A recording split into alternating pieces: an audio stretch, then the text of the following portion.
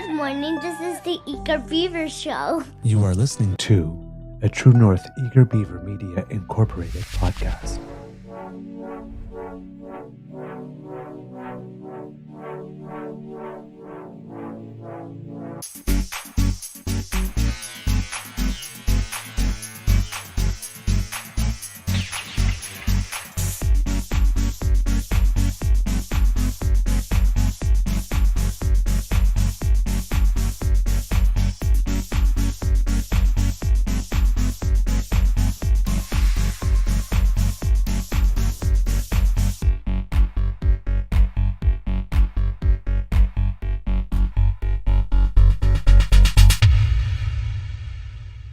The True North Eager Beaver podcasts are proudly brought to you by our founding sponsors, the Misfit Mysteries from Corvid Moon Publishing, your source for science fiction, fantasy, and cozy mysteries featuring a broad diversity of characters, CanadianTarot.com, your uniquely Canadian online eclectic tarot community, and the Pepper Master, hot pepper sauces made from farm-fresh ingredients to thrill your taste buds and expand your mind.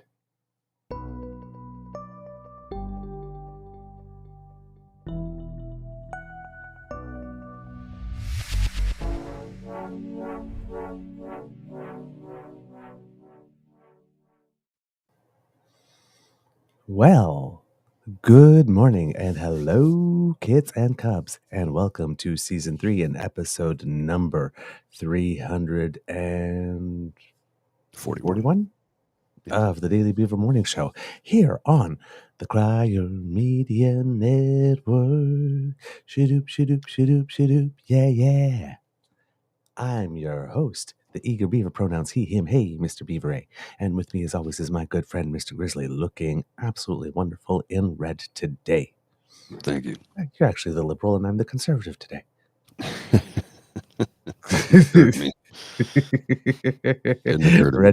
Red and blue. That'll be my most demanding acting job ever, kids and cubs.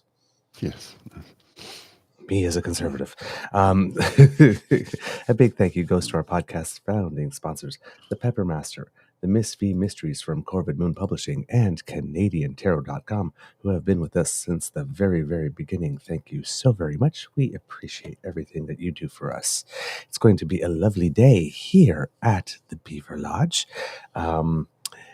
Renovation Day got delayed yesterday. We received a call saying that they weren't quite finished where they were before, so they were coming today, absolutely for sure. I'll believe it when it starts, because we heard that a couple of times with our heat pump too. And you know what? You can't even get mad at them. You really can't. People are just stretched so thin right now in all trades. There's just simply more work than there are bodies to fill positions and train bodies to fill positions. You can hire just anybody, but if they don't know how to do the job, they're no damn good here, right?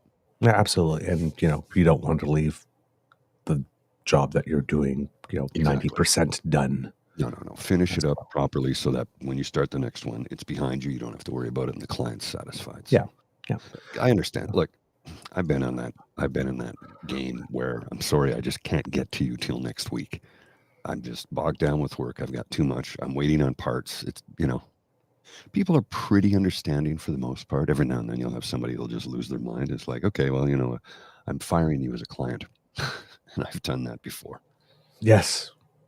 And you have to do it sometimes. You said, yeah, no, I'm not doing business with you anymore. What do you mean? Well, you treat me like dirt, and you don't listen to reason, and you don't seem to understand how the world works. So we can't do business anymore. Yep. Some business I just do not want. Yeah. If the headache is bigger than the pay, then it ain't worth it. And I mean, even sometimes I've walked away from contracts where I'm like, yeah, I don't need this hassle. Sure, the money's good, but the stress level that gets induced from it is not worth the money that you're paying me. So, yep, indeed. All right, Mr. Grizzly, how's your mental health today, sir? I think it's pretty good today. It's not great. I got to take medication too before I leave. I forgot.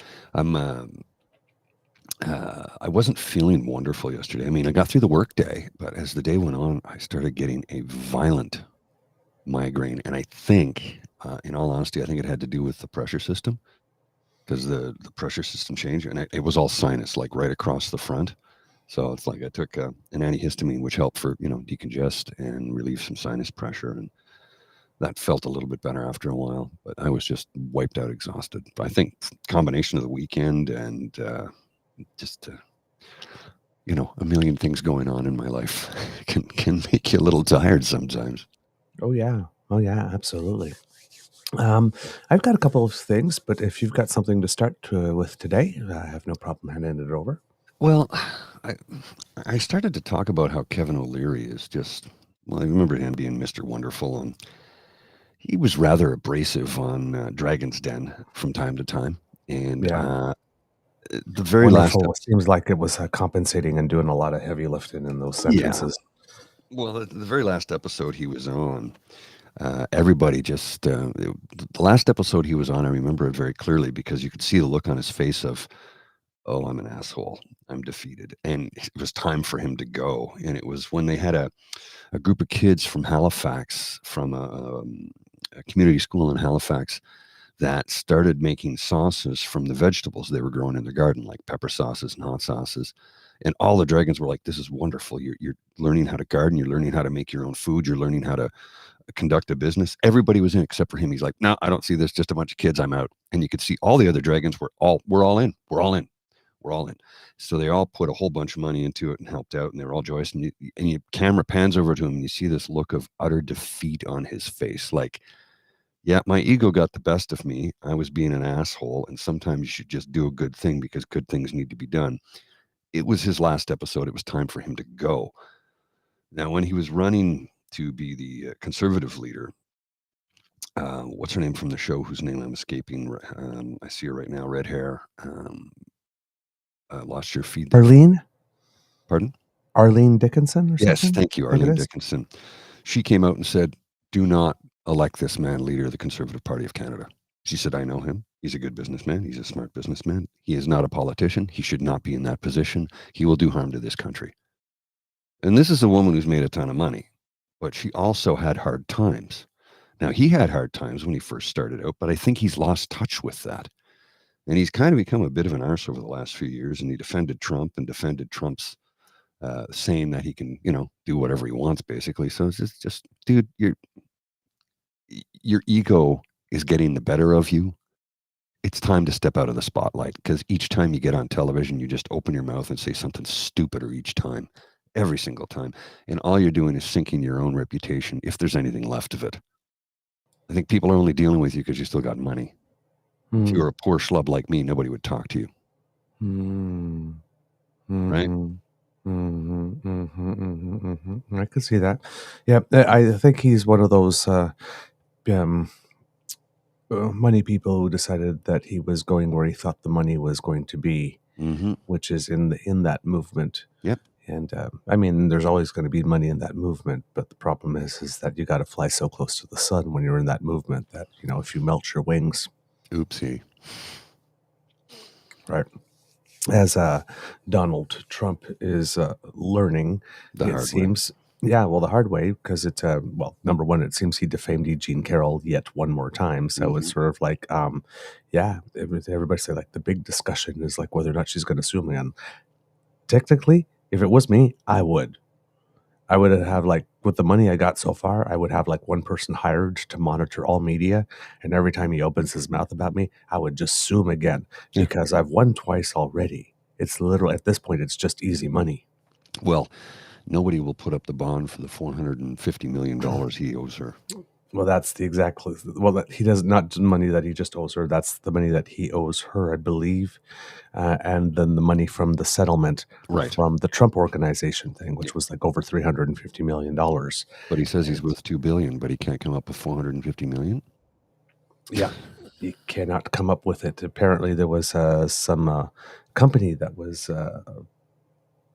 willing to pay the bond or something like that, or said that they were willing to pay the bond, but they had some connections to Russia somehow. So I'm not sure if that was able to go through or not. I assume that the court can every now and then say, no, you can't get the bond there. I would assume. So yes, he does seem to have trouble securing his bond to cover the $450 million.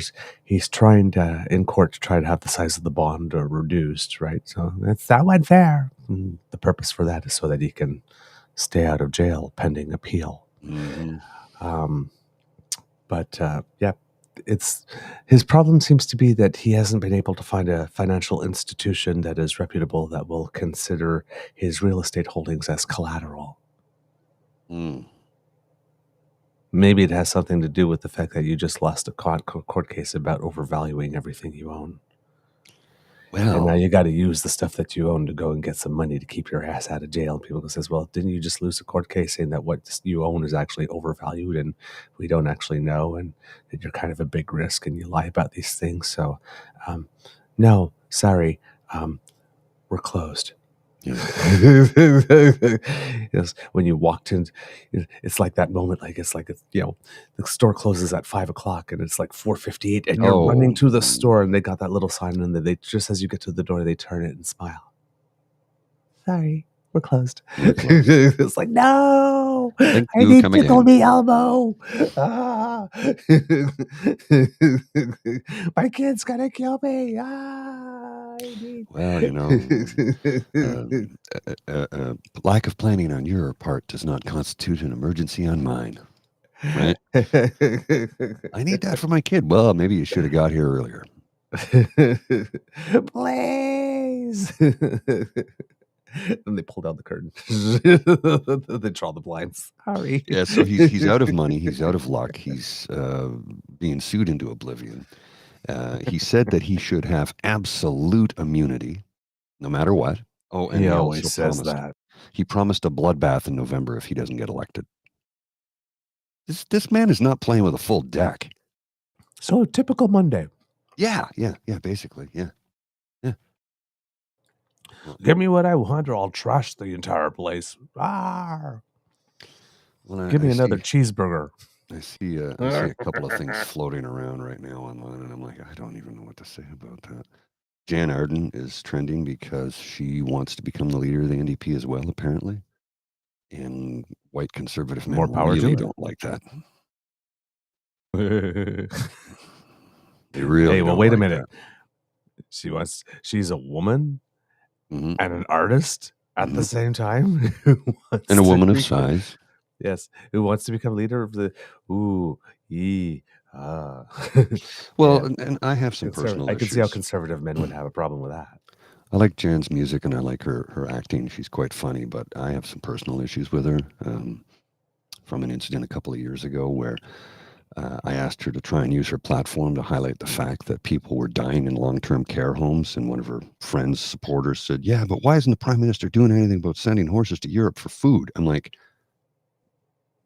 we have seniors dying in retirement homes in Ontario because Doug Ford isn't doing a damn thing, and you're more concerned about forces being used for a source of sustenance for other human beings. Like it or not, people are getting fed. I think people should come before horses, but that's just me. So I got blocked by Jan for saying that. So, well, and there's also this little tidbit from a few years ago. I'll put it on the screen. You decide whether you want to read it or not, sir. I don't know. I don't know if I want to read that. 3 years apart. Yeah. May 2009, she said something pretty bad, and then 3 years later, she said something pretty bad too. Yeah, the tarred word. Yeah. So. Yeah, like now the first one I can understand. Yeah. But then the second one. 3 years later, she turns around and uses it as a derogatory term. Yeah, the first one is her talking about the word having been used against her. In 1968. In 1968, yes. And the other one is her actually using it in 2012. Yeah. To describe somebody's glasses. So it's like, Jan, no. And here's the thing, Jan, you've been on Twitter a long time. But there's the proof why. This is why we do not do purity tests. Yes. Because everybody's human and it's like that song that everybody have in UQ. Everyone is just a little bit racist sometimes, right?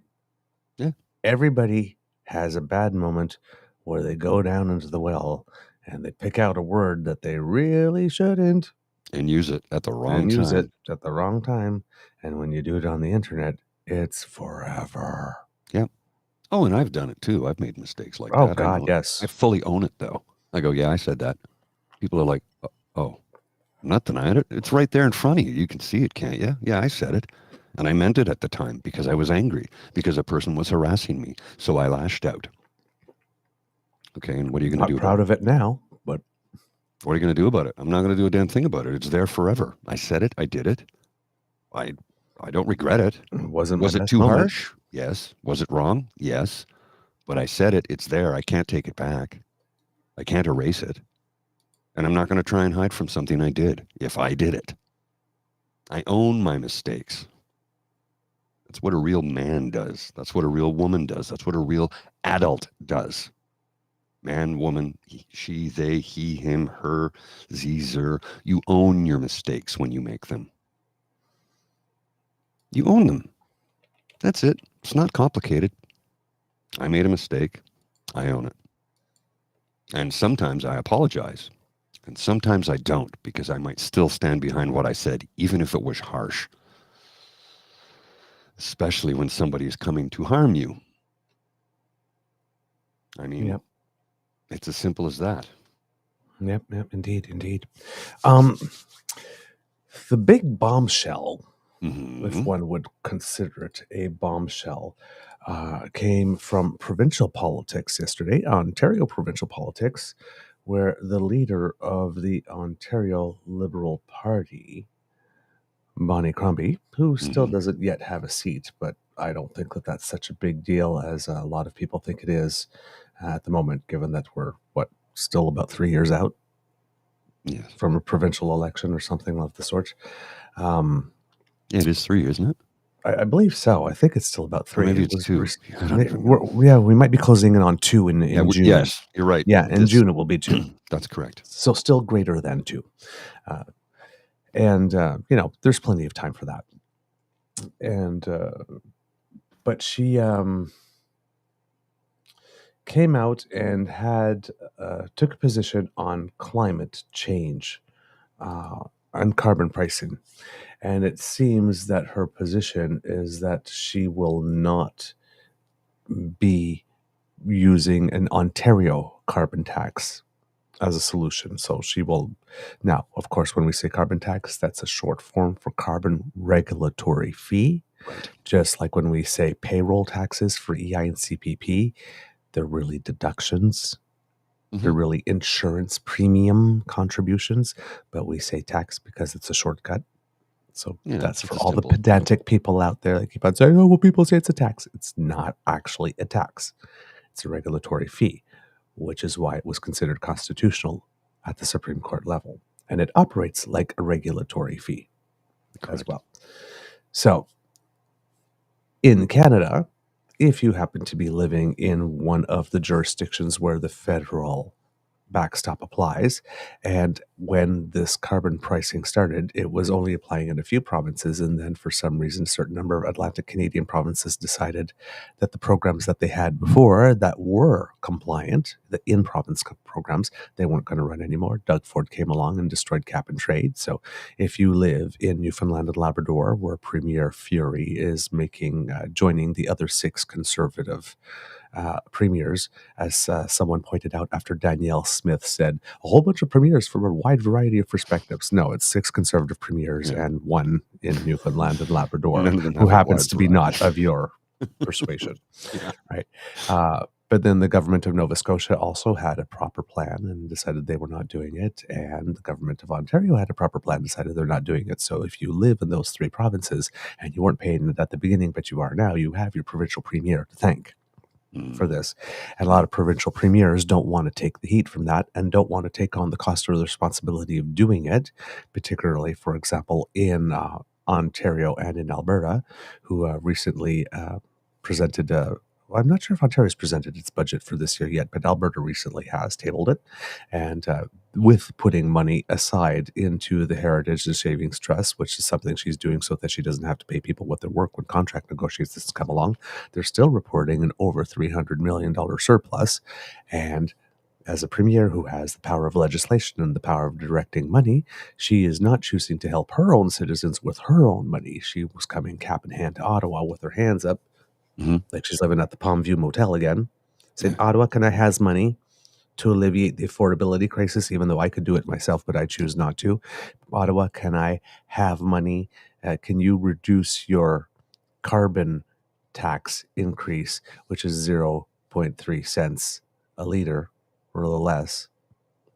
It's on a per liter of gas or something, while she's raising the provincial gas tax by 13 cents.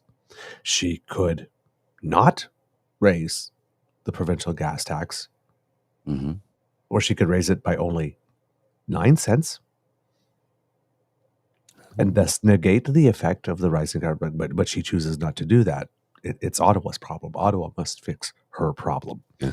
All these premiers have the choice to use their own money or use their own power of legislation or cut their own gas taxes or any other tax somewhere else in the economy in order to save you an equivalent amount of money. Or just write you a check like New Brunswick tried to do, or like Saskatchewan did before, Quebec did before, Alberta did before during the worst of COVID and the affordability crisis. They have all these choices, but they're not. They want all the money to come from Ottawa. They want all the effort to come from Ottawa, and they want to blame Ottawa when it doesn't work. But that's all because they're too lazy to do the bare minimum, which is establish a program in province where the money would stay in province. For example, British Columbia charges a carbon tax. British Columbia offers a rebate with its carbon tax to its citizens. Quebec has a cap and trade system, so therefore there is no rebate because nobody's charged it at source as a tax. Of course, it's embedded into the price. All the other provinces have decided, hey, it's just easier to let the federal government do it, which is a valid decision. If bureaucracy, you don't want to create another bureaucracy and say, we'll just take the federal stop. Thank you very much. But provinces like Saskatchewan, who say they want the rebate anyway, well, if there was a Saskatchewan carbon tax, the government of Saskatchewan could collect that money and decides to either redistribute to its citizens or not, and spend it on, just direct all the money on carbon stuff. But these are choices the provinces have, and choices that the provinces are not making because they don't want to do the work.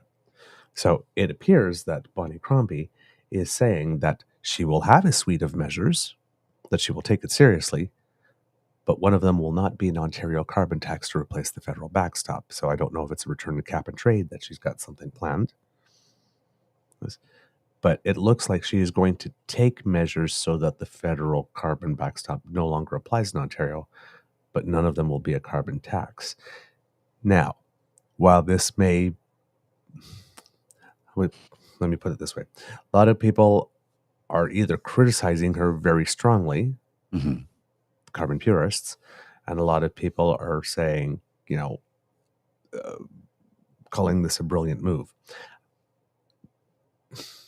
Politically, it's a brilliant move because there's absolutely no jurisdiction with the toxicity that the Conservatives have added to the debate. There is, even though it is the right thing to do, even though it is the most conservative approach, even though it's one of the most efficient ways to do it with the least amount of bureaucracy, an actual carbon regulatory fee. It's been proven by most economists everywhere else that if you wanted to do it with the least disruption to the economy as fast as possible and get the most bang of your buck, you would have 100% of your carbon program almost being a carbon price. The federal government's doing about a third of it through that and a third through other initiatives, like, for example, helping people replace heat pumps and all that kind of stuff. And then, you can have an emissions cap on top of that, which is so when you put all the components together, right, the federal government is getting there. It looks like it is going to achieve its goal if it's able to put on all these components. From the provincial government's perspective, you can do the same thing. So it looks like what Bonnie Crombie is going to do is avoid all discussion of carbon tax, because everybody's going to ask her, well, you support the carbon tax, and put her on the back foot in the defensive the entire time. So she's just come out right now and said, no, there will be no carbon taxes. which means she's going to have to take other measures. Now, other measures are more expensive in terms of bang for your buck, so it costs more to achieve the same results. So, so financially and efficiency, it's not the smarter move. But it's not like you can be unsuccessful doing it other ways. It's just going to cost more. So we're in a situation now because one party and one political movement has got so many Canadians to hate the concept of paying at source for carbon that we have to now adopt a whole bunch of other measures that are less effective and cost more in order so that we can act on the problem and not call it a carbon tax or carbon regulation fees. So the Conservatives are actually making it harder to do it and making it cost more. So that's where you'll have the purists of the environmentalists say, like, this is terrible, terrible, terrible. It's not terrible, terrible, terrible. It's just not the most efficient and the most cost-effective way to do it. But it could still get done. Politically, however, given that you can't touch anything that says carbon regulation with a 10-foot pole and survive, it's very smart. And it's very smart that she's doing it this early because it kind of takes the issue off the table. So she says, according to the Globe and Mail, she won't impose a provincial carbon tax if she wins the next election, as her party distanced itself from a federal policy that's also facing pushback from most premiers across the country. Ms. Crombie announced Monday that the provincial Liberals, currently third place in the legislature, has launched an expert panel about climate action to lead consultations for the 2026 election platform. But for the first time since becoming leader earlier this year, she said the plan will not include a carbon tax. Ontario Premier Doug Ford has repeatedly attacked Ms. Crombie on the issue, calling her, quote, queen of the carbon tax because of her time as a Liberal MP from 2008 to 2011, when we didn't have it. Mm-hmm. And it wasn't a thing. And alleging she would bring in a provincial pricing scheme if she were to form government. Of course, he alleged that based on absolutely nothing that she had said. Mm-hmm. So he just pulled that out of his ass. Well, and again, when we talk often about Doug Ford and abuser talk, right? Mm-hmm. Accuse someone of doing something that they have no intention of doing or that they would never do in order to put them on the defensive back foot and get them going, no, I wouldn't, trying to prove themselves to you. That's abuser behavior. Oh, yeah. Don't make me. Don't make me. Like this. I'm going to put you, I'm just going to lie about you, and I'm going to put you in the position of being on the defensive to start with, right off the bat. So she kind of pulled the rug out from under his feet on that one, which kind of makes me happy. That alone is almost worth the price of admission. I'm sorry. Was I smirking and smiling evilly there? Sorry. Maybe a little bit. I may have enjoyed that a little much. Ms. Crombie previously said she would study the issue, but did not rule it out until this week. She did not specifically comment on the federal plan, which imposes consumer carbon pricing on provinces that do not implement their own pricing system, such as through a tax or cap-and-trade system. Quote, Ontario Liberals will have the most innovative, aggressive plan for climate action this province has ever seen, Ms. Crombie said in a video posted to social media on Monday. We will ensure major polluters pay, but our climate action plan will also save families money. Let me be very clear, a carbon tax will not be part of my plan. Instead, Ms. Crombie said she wants, quote, robust action on building public transit, investing in electric vehicle infrastructure, reforming land use planning, decarbonizing the energy grid, and helping homes become more energy efficient. The 6-person panel will be chaired by Liberal MPP Mary Margaret McMahon, the party's environment critic.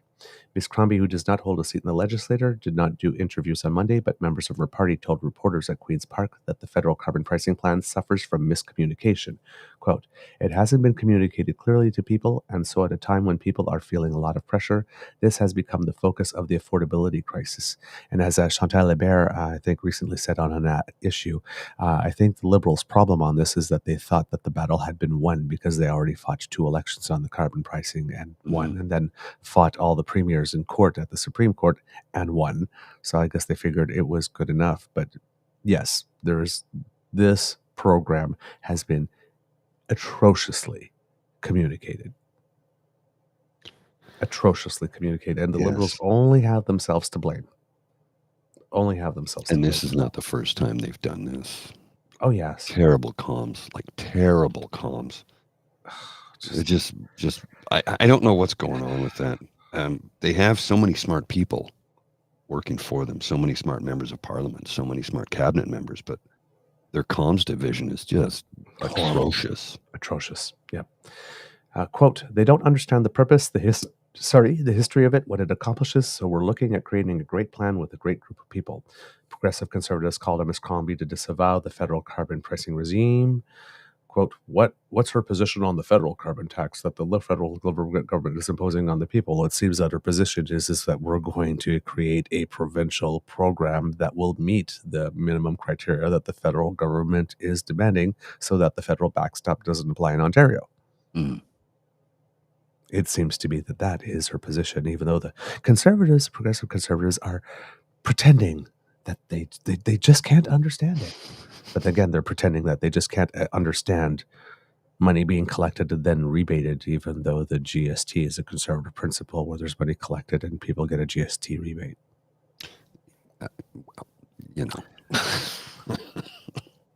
I'm just, you opened the door, counselor. Mm. It's literally the model you used for GST. Like, really? You don't understand how rebates work? Okay, sure. Well,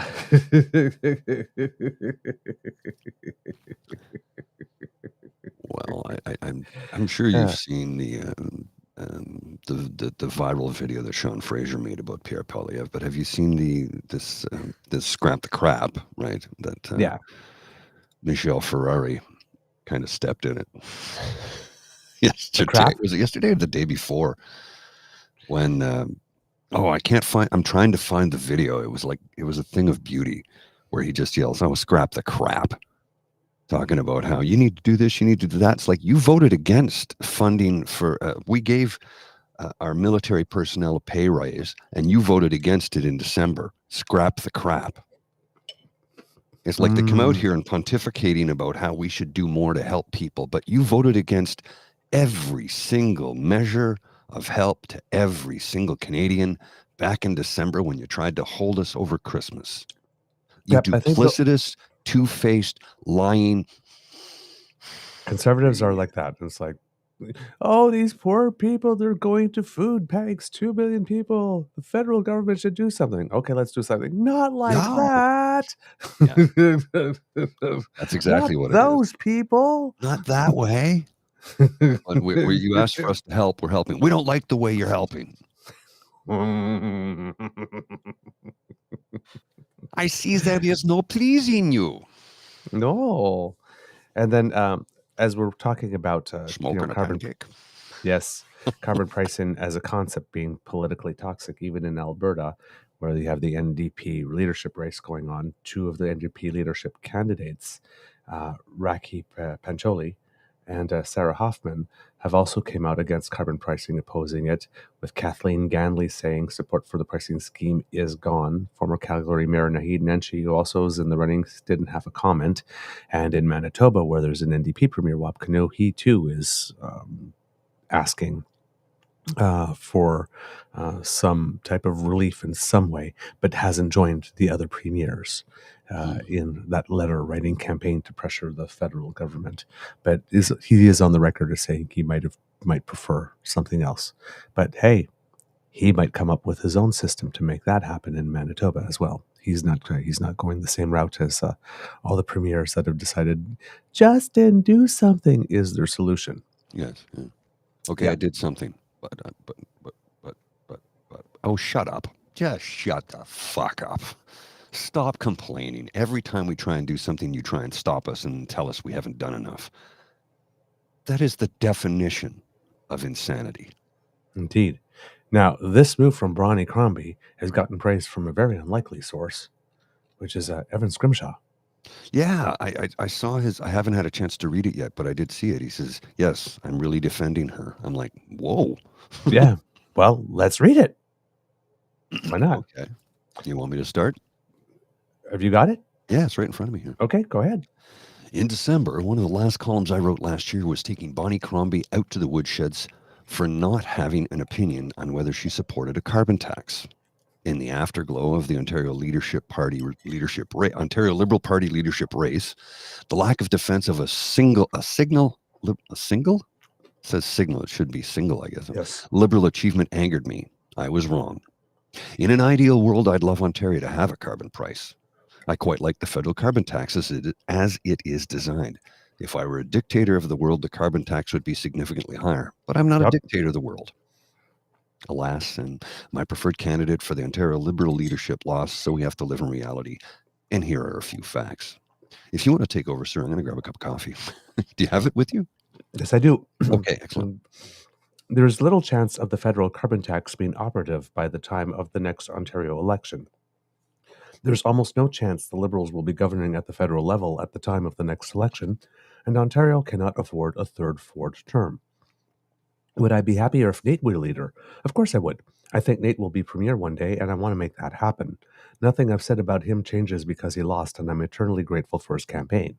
But at the end of the day, it's an abandonment of the principles of that campaign to just hand-wave away anything Bonnie does as bad because we're still litigating the leadership race. So, is Bonnie abandoning climate action? No, and the progressive left should be far less focused on the policy levers and far more focused on outcomes. The current Liberal environmental critic, a Nate endorser, and someone who stood at Queen's Park with Nate to announce his climate policy, is leading a working group / expert / advisory panel to put together a climate policy that doesn't include a consumer-facing carbon price. This is something that I wanted the Crombie team to do because there was a lot of coherent thinking about climate that doesn't involve a price in the various leadership campaigns' plans. The worry that a lot of people had is that Crombie, who is by her own admission to Nate and to the right of them, would govern as soft conservative. This carbon tax flip-flop is seen as an admission of it, but when you announce an expert panel led by someone who opposed you in the campaign, it's not really screaming to go it alone. It's what the party needs, which is for Crombie to be the candidate in 2026 of her ambitious on-paper proposals. The weirdest part of the post-sign-ups phase of the campaign was when Bonnie released her housing policy because it was easy to attack but also hard. It was a great plan that went fairly far, at least to my eye, and generally got good marks from the various housing and urbanist people I pay attention to. Her record in Mississauga wasn't good, but the plan on paper was. Ask the average Nate voter about the actual contents of her proposals, and the consensus would have been, they sound great, but... Well, she's now the leader, and at least so far it seems like the party is committed to using the voices who supported others. Does any of this mean that we can all just mindlessly support Bonnie and never question anything she ever does? Fuck no. But it does mean that progressives should view today's twin announcements together. Yes, that they're ditching the carbon tax, but also that they're working together across the party to put together something that rises to the moment. If what that commission / expert panel / advisory committee / whatever the fuck comes back with weak sauce nothingness, then sure, let's go to town on the complaints. I believe in pressuring politicians to do things. I literally wrote a column attacking performative activism this morning that I'm having to somewhat step on that argued in favor of voting uncommitted in the Dem primary down south as a way to move Biden left on Palestine. If Biden does actually abandon the liberal and progressive, if Bonnie does actually abandon liberal and progressive principles on climate change or any other issue, I'll be at the front of the line to use this megaphone to attack her for this. I will not vote for a conservative or a conservative in liberal red, but that's not what this is. Let's be honest right now. Do you think I want to support Bonnie Crombie? Do you think I'm jazzed about this? Do you know how much easier it would be to run my moral indignation and holier-than-thou politics till election? She's apparently not running in Milton for what I suspect are reasons I get but find to be unacceptable, that if she loses, her leadership is under immediate threat. This column could be much easier to write and get old anti-Bonnie band back together. But fundamentally, if the goal is to apply pressure to keep the left of the Liberal Party relevant in a Crombie leadership, then we have to be honest. Beating Doug Ford matters more than whatever preference you or I may have about the form of climate action is preferable. What Bonnie Crombie is doing is tossing overboard not the idea of climate action, but a specific policy lever. This is like saying someone's given up on the idea of weight loss because they hate running outside. Could that be one mechanism to lose some weight? Sure. Are there ways around it? Yes. And is getting rid of a boat anchor of a policy worth having to design new methods of emission reductions? Absolutely. Whatever you think of the carbon tax, the Liberals' complete failure to sell it has meant that people do not believe it is meaningfully reducing emissions. A carbon tax is no longer an emission reduction tool in the eyes of the population, it's a tax increase. And even if the Liberals spend $1 billion rebranding the rebates and raising awareness of it. The other problem that people think it's not actually achieving emission reductions won't be changed. And that is true. And as you might know, that the Liberals recently rebranded the carbon incentive refund as being the carbon rebate plan. A little late. It's probably what they should have called it at the first to begin with. Well, the next paragraph, and they actually should have sent physical checks yes, rather than direct deposit at first. Yes, it would have cost more. Yes, would have been using government resources for self-promotion, but they still should have done it, because a physical, tangible check in your hand arriving 4 times a year, which is the other thing they should have done at first, because it was only once a year on your tax refund. Had those decisions been made from the get-go. Well, now, I understand why you make them, because as soon as they would have made them, conservatives would have been crying, "Oh my God, I can't believe you're using money to do that." Yeah. Wasting money to do that. But trust me, it would have been a much smaller political hit that you used government money to issue actual physical checks. Mm-hmm. Than not being able to brand a regulatory fee other than a regulatory fee. Just saying. Yeah. Yeah. And I think they looked at the trees and forgot the forest when they made those decisions here. Well, the next paragraph, yes, I don't know if it really translates well to the average Canadian, because these are Australian politicians, and I don't know nearly enough to make a single comment on this next paragraph. So I don't know about their program. I don't know any of the people he's talking about. So I don't know how well that'll translate for the audience. But okay. But it says here, in Australia, we saw the same thing happen with Julia Gillard's famed carbon tax. Because of various things, from the spill of Malcolm Turnbull over Kevin Rudd's carbon pollution reduction scheme and the rolling of Rudd to Gillard, ruling out a tax and then passing one, the concept of a carbon price is dead in Australia, and there's plenty still being done by the new Albanese government there, from consumer incentives for EVs to emissions caps for industry and increasing renewables. It's not all or nothing. What we cannot let happen is the carbon tax come to define climate action. If the left lets the narrative come to be that the only way you care about the climate is through support for this one lever, then we're all fucked, and Doug Ford will win 90 seats next time. Is that acceptable to anyone who reads this site? Because it's not to me. Crombie didn't sell out progressives today. She avoided dying on a hill in the name of purity. If and when she falters, I'll be first in line to criticize her. But today, Bonnie took a step to defeating Doug Ford, and for that, I am grateful. I think Dan's comment here is pretty interesting, too. The only person with the power to take out Ford is Marit Stiles, yet no one talks about her. You got a point. Marit Stiles is the leader of the Ontario NDP, and she's a damn good leader and a good person. And I think she'd make a good premier, to be honest with you. Because I don't, not that I trust any politician per se, but I really don't trust Bonnie Crombie.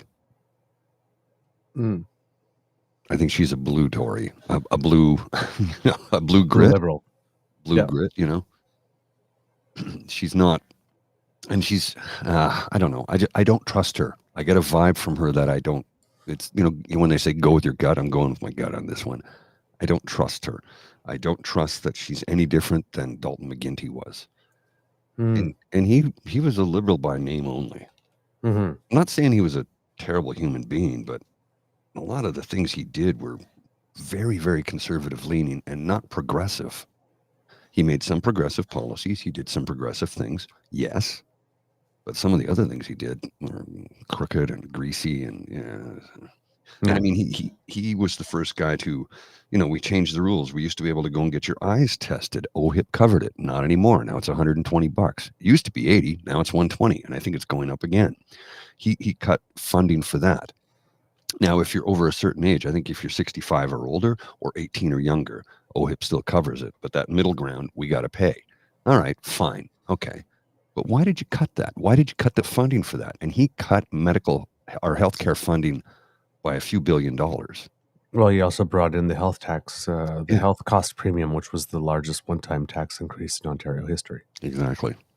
So, I don't think Bonnie Crombie is any different than Dalton McGuinty. That's why it's, let's give Marit Stiles a shot. Let's see if she can. Let's see if she can do to Ontario what Wab Kinew is doing in Manitoba. And even Wab Kinew's detractors are going, well, he's doing everything he said he would. Mhm. You can't get Yeah. mad at somebody who Hey, follows through on their promises. there's a And lot of people who voted for Mike Harris the second time in Ontario for that very reason. It's like, you know what? I don't like what he's doing, but he did what he said he promised in this first term, so yeah, he's getting my vote. and I know a lot of people who did that. He did what he said he was going to do. Now, what I didn't understand was the cuts he made were to the most vulnerable members of society, and I didn't get that the first time around Mm. because I wasn't as politically engaged then as I am today. Mostly because I was working 80 hours a week, but the 8 hours a week I was at, full time on construction sites, not 40 of this and 40 of my day job. Mhm. So it's hard to be, which is, why we have a show. We're trying to get information to people who don't have the time to digest it. And we understand that. That's why we have an audio only version of our podcast, as well as our live YouTube stream and the YouTube stream repeat. Yep. That's the reason for it, because we understand that people are working 2, sometimes 3 jobs just to make ends meet. Yep. And Yeah, if people are on the go. people are on the go, and when you get a little bit of free time, you might want to use that for something leisurely. So I understand it. I really do, because I'm no different than you. I work a lot. Mm. I get it. Mm. Yesterday, I got back in from rehearsal, and I knew I had to do some stuff to prepare the show, and it was sort of like, but all I want to do is watch the Women's World Curling Championships. Mm. Yeah, My 'cause, brain is fried. I'm tired. I'm pooped. we watched a couple of stand-up comedy specials last night. One with Ryan Hamilton, Happy Face or Funny Face. He was really funny, actually. And then the other one was Catherine Ryan from a few years ago in the UK. And she's from Sarnia, Ontario, and she's really funny. But if you're slightly sensitive, you might not like her. Okay. Speaking of other climate stuff, because when we're talking about the carbon prices and the federal initiatives, according to MP Adam Van Couverden, there are about 50 countries in the world who are using carbon pricing as part of their climate strategy. And in Canada, we have indeed reduced our emissions since 2005. And we have commitments to lower emissions by 40 to 45% from 2005 levels. That's good. There are 10 sectors that are being measured in Canada. The only sector in Canada that still has their emissions going up rather than down is the oil and gas sector, which is one of the reasons for the emissions cap that the federal government is looking to bring in, because essentially it's like, listen, we've started on this with all other sectors like about 8 years ago, and everybody else has managed to contribute to the decreasing of our annual emissions, except you guys. So now you've had an extra 8 years of partying. Mm-hmm. It's time for you to become in line now. And we've also received more information. The first one is that last year, due to the wildfires, Canada lost its status as having the cleanest air quality in North America. There's a latest report by global air quality produced by IQ Air that indicates that in 2023, Canada's numbers were double that which is considered safe by the World Health Organization. The organization measured what's called PM2.5 particulate, and that's the pollutant that kills the most amount of people on this planet. And PM2.5 particulate can affect the lungs, the brain, and the heart. So due to the wildfires that we had last summer, we basically went from first to worst in North America. Only 7 of the 130 countries monitored had an air quality that was considered to be safe, among them Australia, New Zealand, and Finland. And Bangladesh was the country with the worst air quality reported. In addition to this, climate scientists have said that Canada has experienced its warmest winter in 77 years of record keeping. Winter ends early tonight in most of Canada, or early tomorrow morning if you live on the East Coast. And Environment Canada says that from December to February, Canada was 5.2 degrees Celsius warmer than normal, and 1.1 degrees Celsius warmer than the warmest ever recorded, which was 14 years ago. Yeah, and I remember that one. That was a doozy. Yeah. But this was a very, very mild winter. We hardly had any snow this year. Outdoor rinks were open and closed periodically because it was so mild most of the time. I didn't get skiing once this year. I got out 5 times last year, and last year was not a very good season. Now, the canal did open for 10 days this year, but it was still less snow and milder, if you ask me, compared to the previous. How they got the canal open at all is beyond me. I mean, that's some kind of science magic, that. Yeah. And when we're talking about that, it's having real effects in the province of British Columbia. I think Premier David Eby just announced $80 million to help the province collect, store, and manage water for livestock and crops. Because along with Bowen Ma, the British Columbia Minister of Emergency Management and Climate Readiness, because there's not been enough rain or snow so far. So, we're spending money now on storing water and collecting water because it's not coming down plenty enough. Yeah, that's a little scary.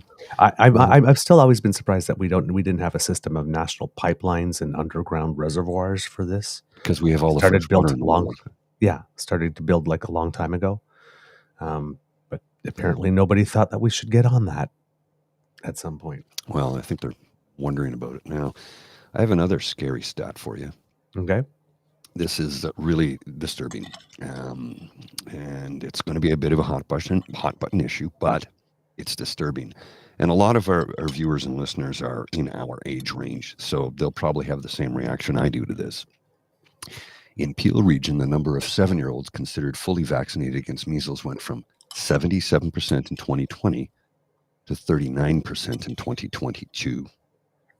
If your children are not vaccinated, this leaves them at great risk. Talk with your doctor about how to best protect your family. One of the things that measles can lead to is measles encephalitis, and that's lights out. If your child gets measles encephalitis, kiss them goodbye, because they can't do anything to help. And if they can, by some miracle, save their life, it's never going to be the same. So get your kids vaccinated. We eradicated smallpox through vaccination. We could eradicate measles too. I'm not telling you how to raise your kids. I'm telling you how to protect people. One person with measles can spread it from 12 to 18 people before they even know they're sick. Yeah. Yeah. According to the CBC, Canada is heading towards a major measles outbreak without vaccine boost. According to some modeling, this came out on the 16th, so 3 days ago. Seems that as of Friday, at least 31 cases of measles have been reported so far this year across Canada. I believe in Ontario specifically, they reported on the 14th that there are more measles cases reported in Ontario in 2024 than in all of previous years. Mm-hmm. Now, it makes me wonder. Now, I've had my MMR, you know what I mean? Yes. MMR. Measles, mumps, and rubella. Thank you. I've had that vaccination, but that was a long time ago. I'm wondering if is there a booster available for that recently? I don't know. It's like I'm literally calling it into question. Okay, well, let's find out here. Maybe this article will say so. Because if it's starting to spread and I'm at risk because I haven't had it since 1972 or 71 or whatever it was. Yeah. So the 31 cases of measles reported this year is already the largest annual total since 2019, and more than double the number of cases reported last year. And they say that the numbers will rise as more Canadians travel. New projections from a team at Simon Fraser University in British Columbia show the grim possibilities. The modeling suggests that vaccine coverage of less than 85% can lead to dozens of cases within small communities, or even hundreds if immunization rates are lower. As you mentioned, Mr. Grizzly, the modeling identified one example scenario in a 1,000-person community with a 75% vaccination level. As slower public health efforts to track and isolate cases, a measles outbreak could grow to a median size of 100 or so people. So basically 10% of the population. That would mean roughly 20 hospitalizations based on typical rates of severe disease from this highly contagious infection, which can lead to serious complications such as pneumonia, brain inflammation, and death. As you mentioned, the encephalitis. The brain inflammation. And measles is one of the most communicable diseases out there. Oh, yes. It's possible. In an 8,000-person community with a 60% vaccination coverage, for example, the team estimated there would be about 1,000 cases. If the vaccination rate was only 55%, the outbreak could hit nearly 3,000 cases. So they're not in direct proportion. The more the level of immunization goes down, the greater, and by a lot, the number of potential cases.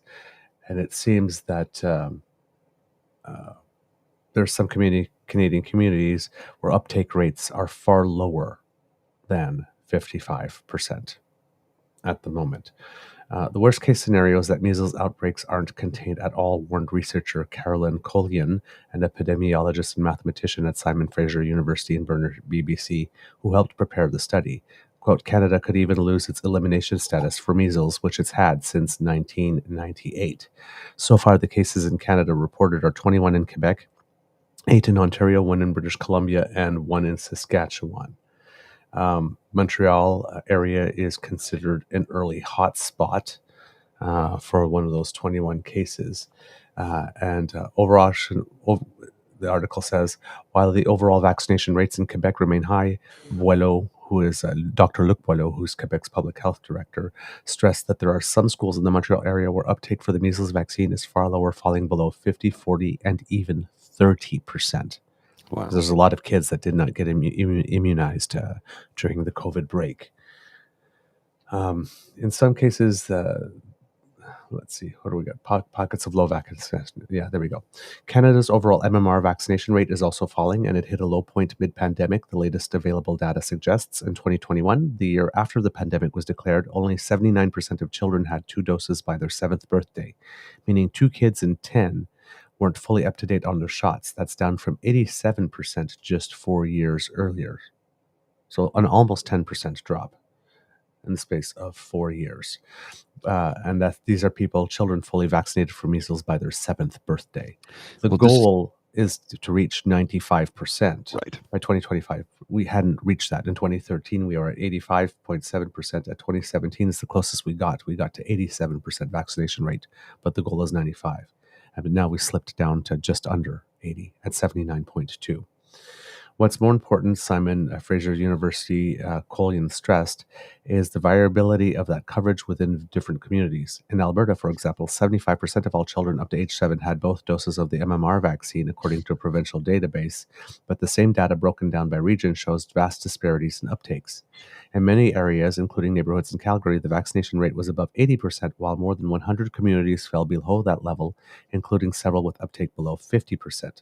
The county of Two Hills, a 3,000-person municipality in northeastern Alberta, had the province's lowest MMR vaccination rate for children at just 32%. So there's not equal risk to all Canadians at the moment. The risk depends on where you live.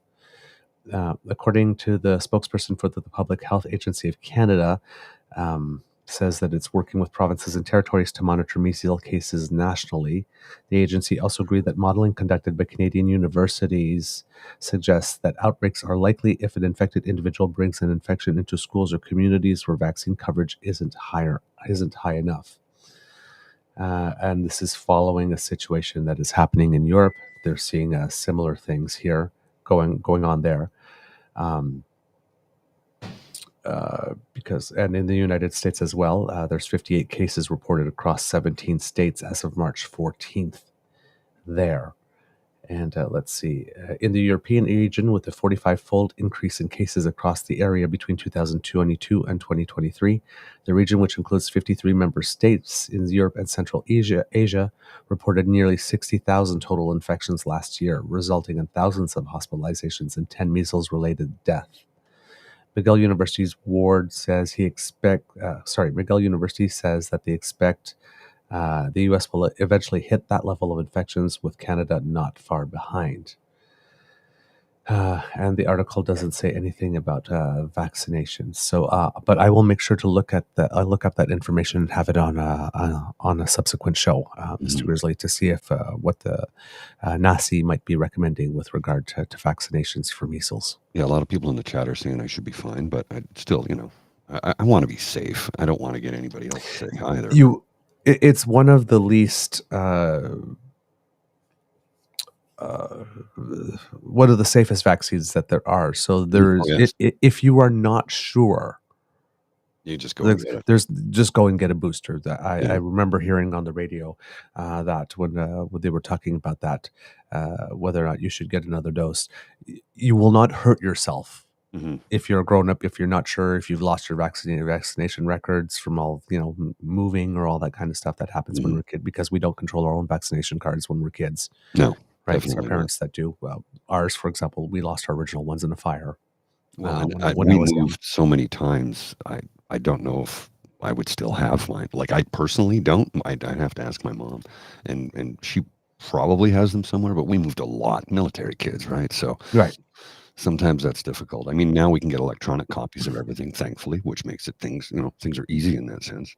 And I can show you, I've had 6 COVID shots, and I'll get my 7th when due in the spring because I'm told that they're coming out with a new booster. And I'm like, I'm happy to get it. I don't want to get sick. Right. And I don't want to get other people sick. And that 5G chip is not improving the speed on my phone. If anything, it's slowed down. So, God damn it. Well, that's because all of us got it. Oh, so we're all on the 5G now. So we've slowed it down. That's why. We're all on the same network. What was I thinking? Hey. No, that's a joke. By the way, YouTube will flag this for some bizarre reason. It's a joke. There's no 5G chip. Get your vaccinations. All of them. All of them. Yes, all of them. Oh, gee. How much time do we have, Mr. Grizzly? We should start wrapping up. I got to get into the office. I got a really big day ahead. Okay. And then I have a clip for you here. Okay. Of Michelle getting called out in the house. We talked about earlier. Yes. I'll put this on the screen because I think everyone will enjoy this as much as I did. So this is Michelle Ferrari getting called out for being a duplicitous individual.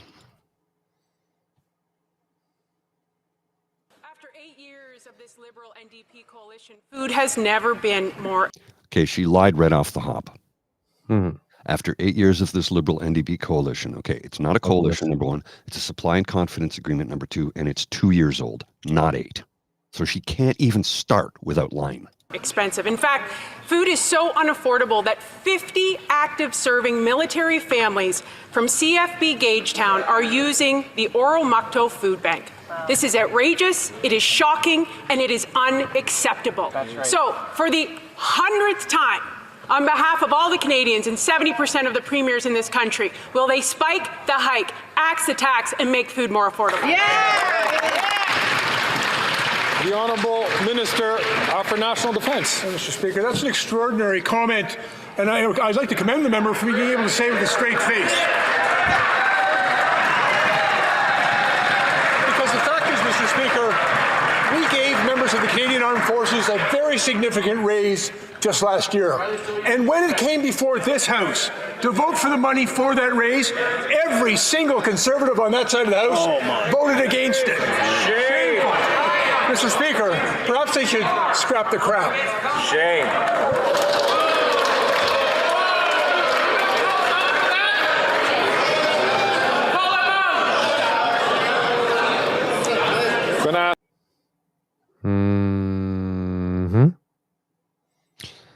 Scrap the crap.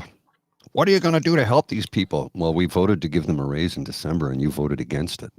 And you guys also voted when you were in government to give them a lump sum payment so you could be done with them. Yeah. Because you see them as human capital and nothing more. I mean, the arrogance of that. Yeah. The arrogance of that, of saying, of wrapping herself in the flag and claiming she cares about veterans, which is from the party that gave them a lump sum payment to try and get rid of them.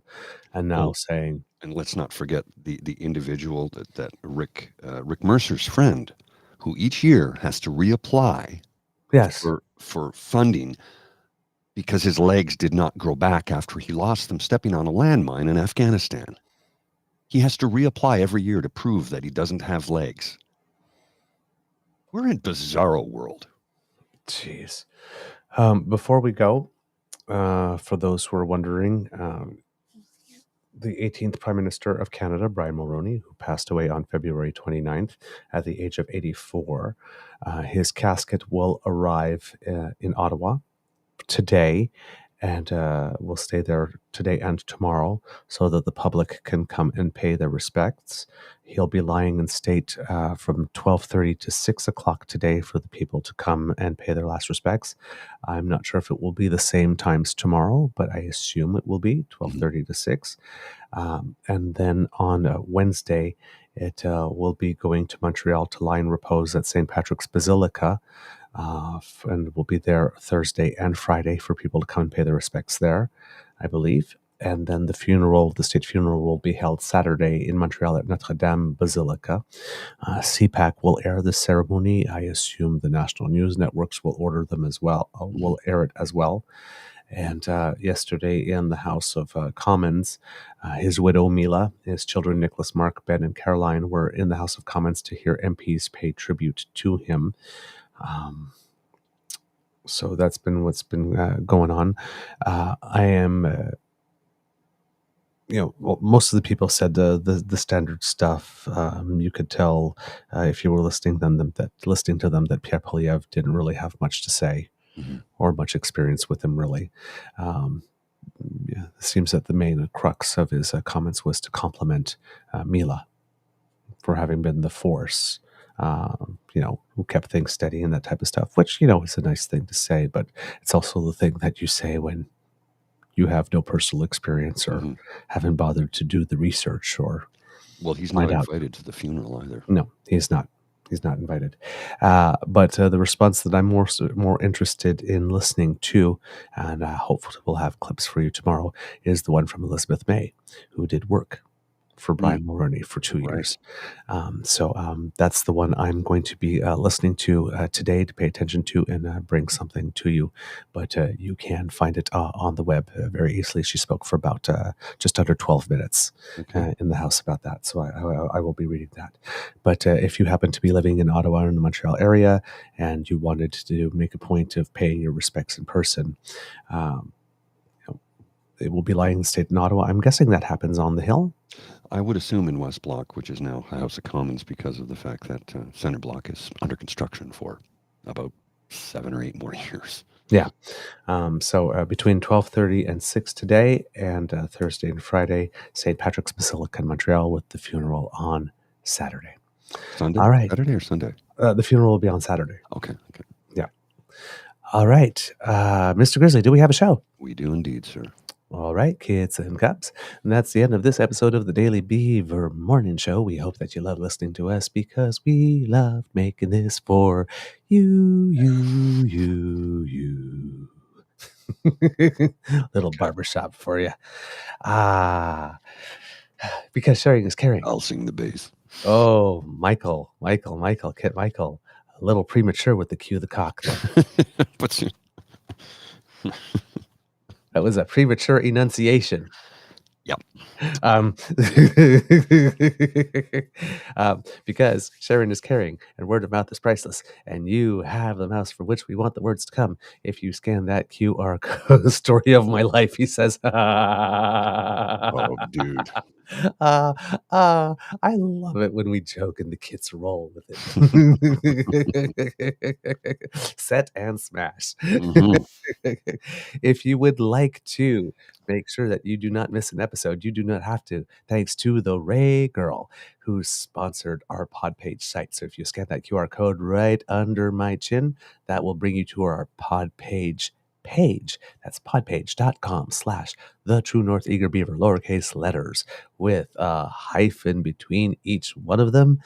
And when we have something fresh off the bandwidth, it will come directly to you. There you go. And if you'd like to support us in other ways, there's Kit Elaine right on time. Thank you, my dear. Have a beyond awesome day, everyone. And remember to smash the button before you leave. And if you want to smash that button, all you have to do is go to the True North Eager Beaver Media YouTube page. And there, like, share, and subscribe are waiting for you. Smash them, click them, tweak them, anything, lick them. We like it. We like it. Ms. Shadika says, good morning, and wants me to remind you that he wants to be on the show again one day. I did see the comment yesterday. I did indeed. And yes, you can tell Mateo that we will definitely have him on to say good morning again. Please give him a very, very, very big hug from all of us. All the damn fam. Big collective hug.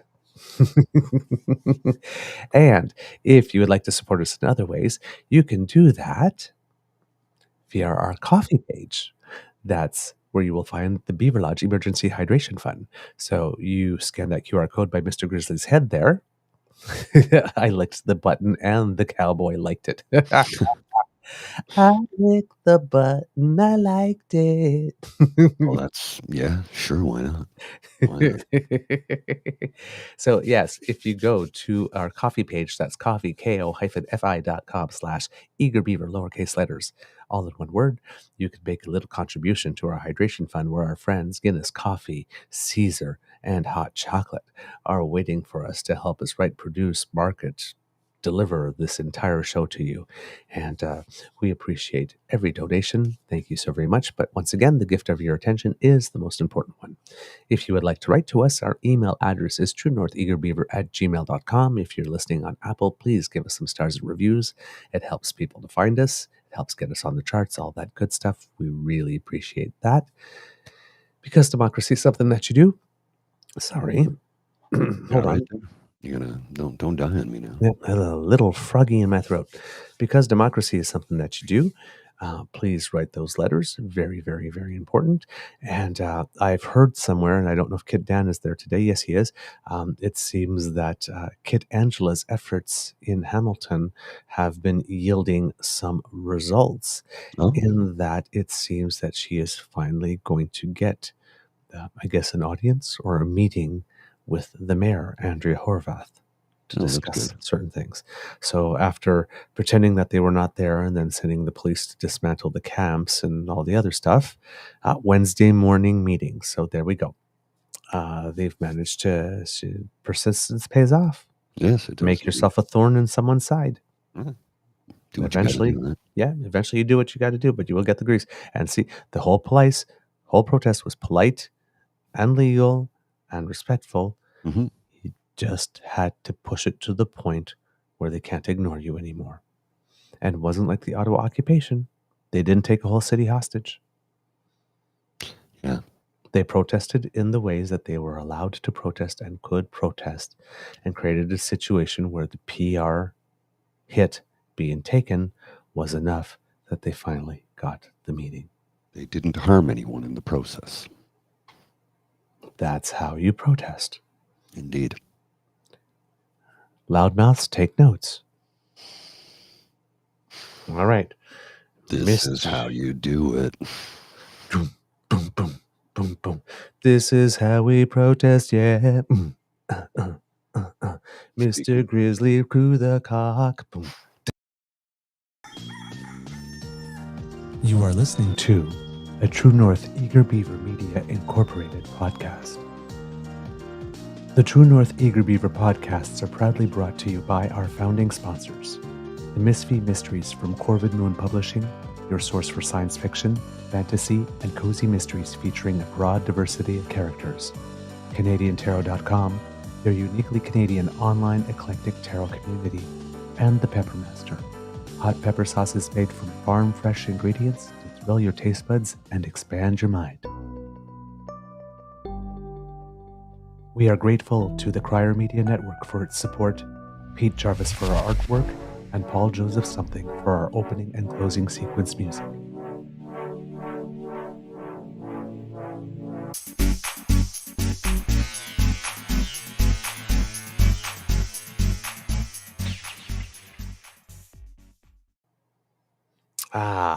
And I don't know if you have anything for the Easter egg, Mr. Grizzly? Something quick. If you are a fan of electronic music or house music or dance music or DJ House culture, music all night long.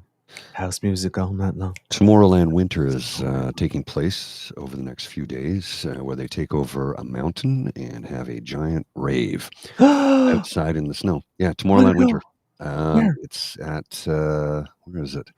Alpe d'Huez. It's in France. It's taking place in France. In the Alps, in the French Alps. Darn. Tomorrowland Winter is the hashtag. You can find it on the Twitter.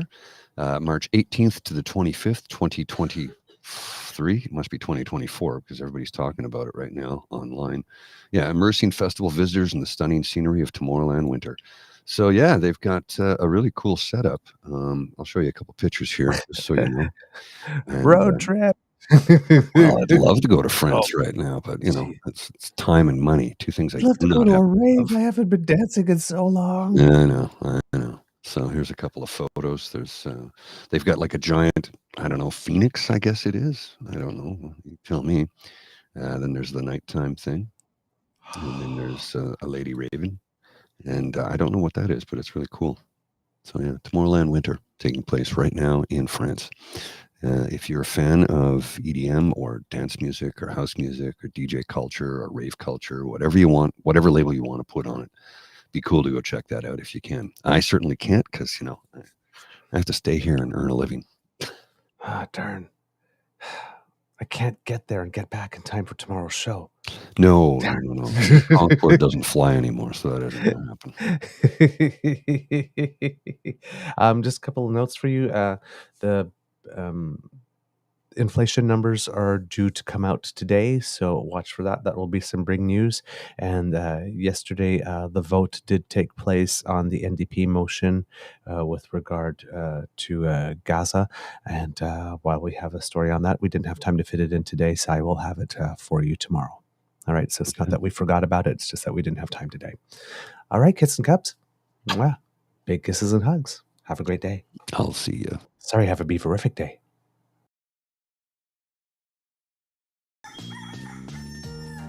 You are listening to